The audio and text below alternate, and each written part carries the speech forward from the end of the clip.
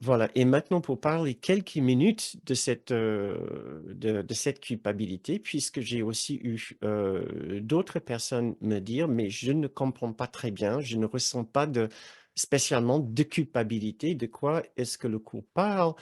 Quand il parle de culpabilité en long et en large, et en plus Kenneth Wapnick parle de culpabilité ontologique, qu'est-ce que ça peut être? La culpabilité, comme Kenneth nous a appris, est nul autre que absolument tout ce tout cet univers intérieur de mal-être, hein, tout ce qui s'apparente à une émotion, un sentiment négatif qui n'est pas purement, joyeux, paisible et aimant. Heu, tout cet univers de mal-être et de pensées, d'émotions et de ressentis négatifs commence avec l'idée que nous ne méritons pas l'amour, nous ne méritons pas d'être aimés. Et il n'y a pas de pire sentiment, de pire pensée que de penser que nous sommes exclus de l'amour. Et pas n'importe quel amour, mais l'amour de Dieu, l'amour du Tout-Puissant, l'amour de la source, l'amour de l'origine, l'amour du ciel, l'amour de notre demeure, notre véritable demeure. Comme si nous serons à jamais euh, exclus de notre chez nous. Cette, cette expérience, le cours appelle la culpabilité, du fait de croire qu'il y a une raison d'être exclu de l'amour.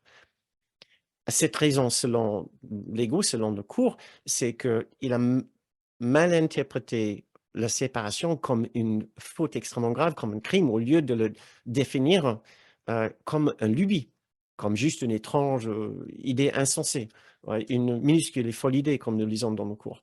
Au lieu de l'interpréter telle qu'une minuscule et folle idée, l'ego nous a raconté une histoire comme quoi la séparation ou la dualité était une chose absolument abominable qui allait nous accabler de culpabilité et de mal-être jusqu'à la fin de notre pauvre petite existence. Donc cette culpabilité-là et le ciment dans le petit soi, c'est ça nous imprègne tellement d'un sentiment de mal-être, de tristesse, de faute, d'injustice, et cetera, que peu importe où nous regardons par la suite, nous voyons le monde à travers ce filtre de mal-être. Heu Heu, c'est aussi l'émotion centrale, dont découle tout l'ensemble, toute la panoplie des autres, émotions. Donc il faut passer du temps aussi à nous habituer à cette idée qu'il y a une expérience clé, une expérience centrale, à une schéma clé dans notre esprit qui détermine notre expérience tout entière du monde autour de nous, et que cette expérience-là est une expérience de mal-être, hein, qui remet en question notre propre valeur et notre droit d'être aimé, notre droit d'être considéré, notre droit d'être reconnu, notre droit d'exister. Voilà. Hem, Voici la façon dont le cours parle de ce rapprochement, ce lien entre le le parti de nous qui ressent cette culpabilité et sa façon de voir le monde. Cette paragraphe qui est assez fort, qui parle des messagers. D'un côté, il y a l'esprit juste avec ses messagers d'amour, et de l'autre côté, il y a l'esprit faux avec ses messagers, hem, qui cherchent la culpabilité à partir de la peur. Oui, aussi, je voulais dire, si vous n'arrivez pas à vraiment ressentir la culpabilité ou comprendre la culpabilité comme le sentiment clé, vous pouvez facilement remplacer cela par peur. Puisque, selon le cours, selon Ken, il n'y a pas de peur sans culpabilité, il n'y a pas de culpabilité sans peur. Heu, la peur, c'est la conséquence de la culpabilité. Sans culpabilité, il y a de peur, pas de peur. La peur, c'est le fait d'attendre un malheur ou une punition dans l'avenir. et c'est seulement un esprit qui ressent la culpabilité qui pouvait imaginer que la vie nous veut du mal. D'attendre comme une expectative, comme une attente que la vie ne nous veut pas du bien. Voilà.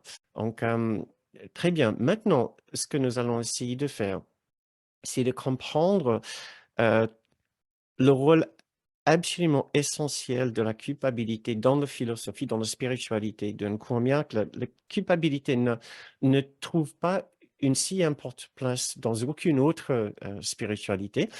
Ce qui est vraiment juste l'un des aspects particuliers du cours, c'est qu'il nous explique que ce monde existe à cause de la culpabilité. Sans la culpabilité, ce monde n'existera pas. C'est parce qu'au moment que l'ego nous a chuchoté cette idée d'une identité séparée, pour concrétiser son idée, son projet de séparation, il fallait utiliser un outil pour nous empêcher à rigoler, à rire à son idée de séparation et de juste rentrer, retourner au ciel dans notre magnifique unité de Dieu.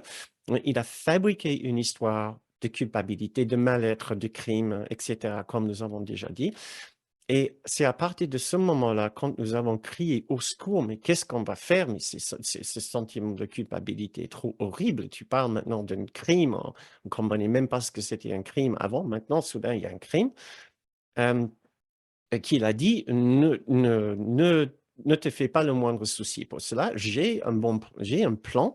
Nous allons échapper, nous allons fuguer vers un monde que j'ai créé pour vous, qui s'appelle l'univers matériel.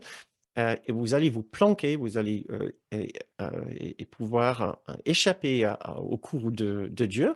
Et d'ailleurs, vous allez aussi pouvoir projeter toute votre culpabilité sur toutes ces autres personnes que je vais fabriquer juste pour vous, comme votre terrain de projection. Donc, ce que nous devons comprendre tout de suite, c'est à quel point la culpabilité est intriquée dans le fibre de ce monde. Ce monde a une impression extrêmement matérielle et substantielle pour nous à cause de la culpabilité. Donc, au fur et à mesure que nous allons essayer de remplacer la culpabilité par l'innocence, nous allons voir une certaine légèreté imprégner notre esprit, au point que notre esprit va se remplir de plus en plus avec ce sentiment de légèreté. Et à force, nous allons voir que ce monde va sembler de moins en moins important à nos yeux et à la fin va devenir de moins en moins substantiel, moins matériel pour nous. Nous allons voir autre chose paraître à la place. Nous allons commencer à donner de plus en plus d'importance à cette expérience spirituelle d'innocence et de moins en moins d'importance aux expériences physiques et matérielles de ce monde autour de nous. Et c'est ainsi que nous pouvons à la fin comprendre cette idée très énigmatique du cours dont nous avons parlé la semaine dernière, quand nous avons dit qu'il n'y a pas de monde. Donc, comment comprendre cela? Bon, c'est en acceptant l'innocence que nous enlevons ou nous diminuons notre investissement dans ce monde. Nous diminuons notre besoin de voir ce monde devant nous, d'avoir ce monde devant nous, comme le lieu de nos histoires personnelles, comme le lieu euh, euh, euh, où nous allons jouer nos difficultés, nos souffrances, nos histoires personnelles de blessures, etc. Plus nous enlèvons l'importance de de notre histoire personnelle de souffrance, moins nous allons avoir besoin de voir le monde devant nous comme le lieu où tout cela s'est produit. Donc, voilà, il y a une relation absolument essentielle entre la culpabilité et la soi-disant réalité de ce monde et l'innocence est la guérison du problème de la séparation. L'innocence qui guérit notre besoin de voir le monde autour de nous et qui, à force, va révéler tout un autre univers juste devant nos yeux, selon un courant miracle. Donc,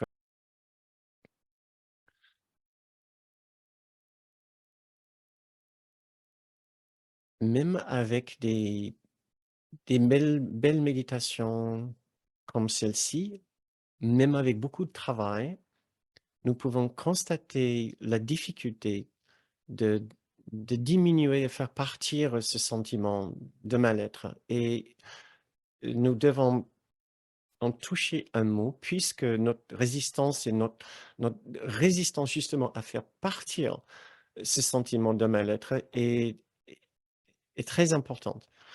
Heu et cela pour une raison très importante, un peu dans le même veine de ce que nous disions tout à l'heure. Ce monde existe à cause de la culpabilité et nous ne devons pas sous-estimer combien nous sommes attachés à ce monde. Donc, quelque chose en nous sait qu'en cherchant à diminuer, à faire partir cette culpabilité, à le faire disparaître, heu, que nous essayons en même temps de faire disparaître, le monde dans lequel nous vivons, nous pensons vivre et dans lequel nous voulons continuer à vivre. Donc la culpabilité, garder la culpabilité, en quelque sorte, devient une une question de vie ou de mort et le cours en parle dans Les obstacles à la paix, section 4, le chapitre 19, heu, dans la section qui parle de l'attraction de la culpabilité. Donc quand vous ressentez ce terrible sentiment de mal-être qui est gluant, ultra collant, et extrêmement, familier, je vous encourage aussi bien que possible de ne pas en avoir peur, et de certainement de ne pas penser qu'il y a un problème chez vous. Cela est juste une stratégie de survie de notre petit soi. Il n'y a aucun problème. Nous le faisons tous et nous allons tous le faire encore et encore et encore. Nous ne voulons pas arrêter cela. Nous voulons juste commencer à sourire de à notre stratégie, du fait de savoir maintenant ce que nous sommes en train de faire. Nous sommes en train de nous raconter une histoire par rapport à notre petit soi. C'est l'histoire de notre vie. Mais cette histoire, à la fin, n'est pas vraie. Et c'est ce qui nous perturbe énormément. Nous voulons, une partie de nous veut que cette histoire soit vraie. Parce que le jour que j'arrive à diminuer l'importance de mon mal-être, de toutes mes blessures, je commence à voir apparaître dans mon esprit une autre possibilité, c'est que je vais pouvoir tout guérir un jour et de ne plus connaître de mal-être, de blessures ou de peur ou de sentiment de vulnérabilité quelconque. Mais à ce moment-là, la question, surgit dans l'esprit: «Mais qui suis-je? Qui serais-je?» Le jour que je n'ai plus d'histoire personnelle qui me perturbe, que je n'ai plus d'histoire particulière du tout, pour pouvoir dire que j'ai vécu ceci, j'ai vécu cela, hem, je crains l'avenir, et je crains la personne, que je suis. Donc nous ne voulons certainement pas sous-estimer la difficulté de faire ce chemin. C'est pour ça que sur ce chemin, nous ne cherchons pas vraiment à faire partir la culpabilité, nous cherchons à nous accompagner avec ce sentiment de mal-être, hein. Le mal-être, il est là. Nous voulons maintenant être des adultes et savoir: «OK, très bien, c'est comme ça que je suis. Maintenant, comment est-ce que je peux m'accompagner avec, au lieu de continuer à me juger, de me traiter de je ne sais pas quoi comme nom?» Je veux aussi savoir qu'en moi, il y a la capacité de l'accueillir, de lui laisser une place, de ne pas lui laisser toute la place. Voilà. Et il va partager la place maintenant aussi avec une autre partie de mon esprit. Je ne sous-estime pas cette difficulté puisque la culpabilité n'est pas juste une expérience, un ressenti, une émotion, un phénomène psychique, etc. La culpabilité est une identité. Le petit soi est culpabilité, la culpabilité est l'identité du petit soi. Donc, il va falloir que nous prenions l'habitude de cette idée, heu, et de savoir, deuxième chose absolument essentielle, que ce n'est qu'une histoire, ce n'est pas une réalité.